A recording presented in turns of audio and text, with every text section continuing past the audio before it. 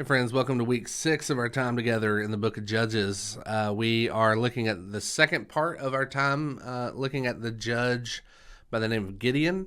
Again, we could spend a lot of time on this, but we're just looking at the two big events from Gideon's life: his call into service, where he was reluctant to go, but God stayed faithful to him to answer his prayers, to show him himself. And so Gideon is called into service to lead Israelite into battle against the Midianites.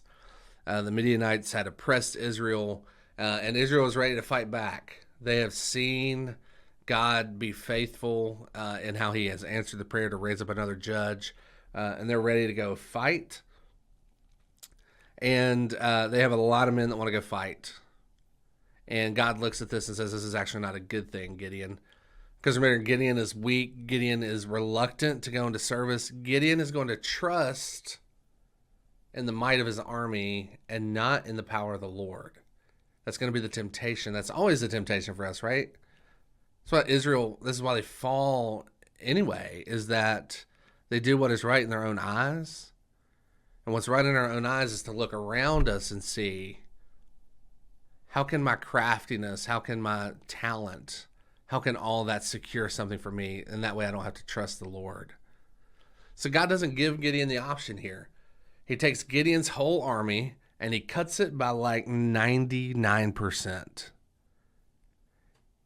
He takes it down to 300 men through various tests. God says, I can't let you go into battle with all these men. You're going to think that they did it. I need you to know that I'm the one who sustained you. So I'm actually going to give you 300 men to go and take on this entire Midianite army.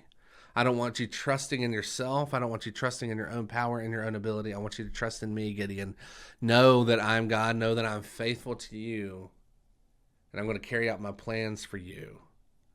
And so that's what we're going to see here in this passage. That there's got to be someone who fights for us because we cannot fight for ourselves. If we put our own trust in our own abilities, we're always going to fail. And how God has proven that for us on this side of Judges, on this side of the cross, that when he gave us the person of Jesus, it is through the work of Christ on our behalf that we're actually saved.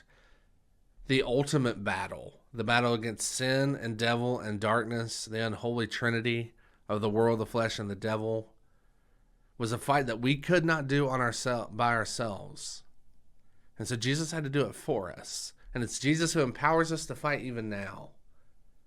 So that's how we see ourselves in this.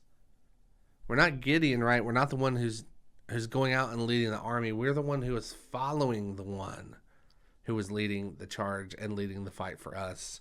That being Jesus Christ. That being what grows our faith as we trust in him. So as Gideon had to place his trust that God is going to fight for him, we too have to place our trust in Jesus, that he is going to fight for us, that he's going to fight for us in the courtroom of heaven, that he's going to fight for us in our battles during our sanctification as we trust in him, as we fight to mortify the sin, to kill the sin that is killing us. We still have to place our trust in Jesus to be the one to do that for us, because we can't do it for ourselves. We can't do it in our own ability. So that's what we see here in Judges chapter 7. So if you have any questions, of course, ask the discipleship director on your campus. Reach out to me, reach out to your pastors. We're happy to help, and enjoy week 6 together.